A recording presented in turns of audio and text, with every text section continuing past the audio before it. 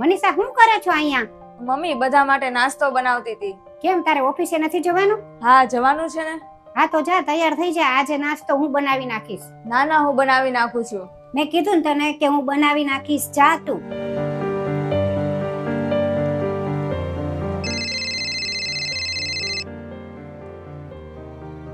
Hello, કેમ છે તને? બસ મજામાં હો. તને કેમ છે બોલ?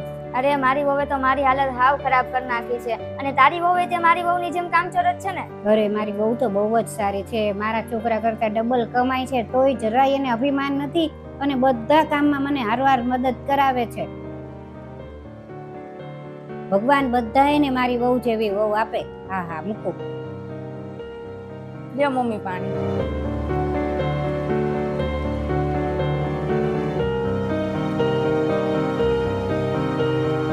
શું થયું? અરે કાઈ નહીં. અરે શું થયું બોલ. કાંઈક તને કોઈ કાંઈ કીધું? કેમ ઉદાસ છો? મને મમ્મીની યાદ આવે છે તો હું થોડાક દિવસ રોકાવા જાઉં મારા ઘરે. અરે એટલી એવી વાતમાં શું પૂછવાનું? તને કદાચ હજી એવું લાગતું હોય, કઈ બીક જેવું હોય તો મમ્મીને ખાલી વાત કરી દે કે હું જાઉં કે નહીં, શું છે શું નહીં, કઈ કરે કામ હોય તો એ તારે પતાવીને તું જાજે. મને કોઈ વાંધો નથી, ખાલી મમ્મીને તું કહી જો. પણ મને બીક લાગે છે, મમ્મી ના પાડશે તો? અરે તું વાત તો કરી જો. વાત કર્યા વગર તું કેમ એમ કહે છો કે મને બીક લાગે છે? કાંઈ મમ્મી બધાયની જેમ ના નહીં પાડી દે કે નથી જવાનું કે અહીંયા જ બધું કરવાનું છે, એવું કાંઈ જ નથી. તારે હું એવું હોય ને તો આપણે સાથે જઈએ, વાત કરીએ. ચાલ. હા. મમ્મી, મનીષાને કંઈક પૂછવું છે. હા મને ખબર છે તને તારા પિયરની યાદ આવે છે. તારે પિયર જાવું છે ને? હા તો જી આવજે અને આરામથી રોકાઈને આવજે.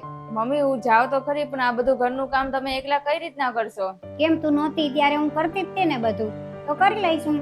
જા તું તારે. હા મમ્મી મારા નસીબ સારા છે કે તમે સમજો છો બધું અને તમારી જેવા સાસુ મળ્યા.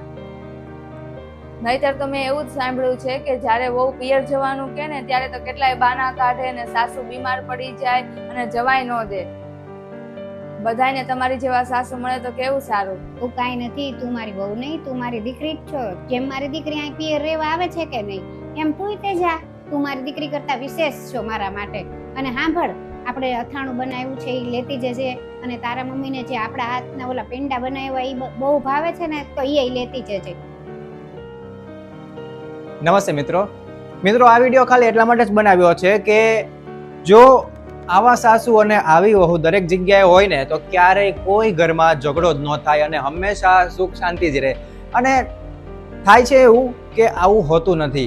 અમુક જગ્યાએ આવું હોય છે અને અમુક જગ્યાએ જ્યાં નથી હોતું ત્યાં કેવું થાય છે કે જ્યારે વહુ નથી હોતી ત્યારે તો એ સાસુ છે એક કામ કરતા હોય છે ઘરનું અને બધું જ વસ્તુ સંભાળતા હોય છે. પણ જેવી વહુ આવી જાય ત્યારે બધું જ બંધ કરી દે, કામ કરવાનું બંધ કરી દે અને અલગ અલગ એને બીમારીની કોને ખબર હવે સાચું હોય કે ખોટું હોય, પણ બીમારી થતી જાય છે અને એમ કે છે કે મારાથી આમ નથી થતું, તેમ નથી થતું. આ કદાચ જો સાચું હોય તો કોઈ વાંધો નથી, પણ ખોટું એ વસ્તુ કરવું અને તમારી વહુ પાસે પરાણે એ કામ કરાવવું એ યોગ્ય નથી. જો તમે કરી શકતા હો, સક્ષમ હો તો વહુને કામમાં મદદ કરવી જોઈએ, જેથી કરીને બેયનો સંબંધ પણ સચવાય અને કામમાં પણ મદદ થઈ જાય. બાકી તમને વિડીયો ગમ્યો હોય તો લાઈક, શેર અને કમેન્ટ કરજો.